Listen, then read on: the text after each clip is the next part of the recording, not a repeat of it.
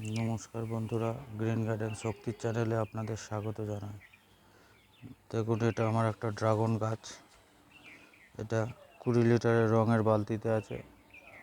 মাথায় করে দিয়েছি। গাছটা আর একটুখানি হলে মাথা থেকে উঠে যাবে। এবছর ফল হবে কি না ঠিক জানি না। ফল যদি হয় আপনাদের সাথে অবশ্যই শেয়ার করব।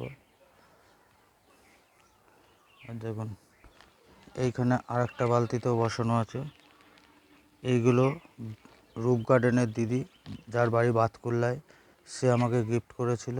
অনেকগুলো কাটিং গিফট করেছিল। আমি সেগুলো দিয়ে চারা বানিয়েছি। সেই চারা বড় হচ্ছে। এখানে কিছুটা রয়েছে,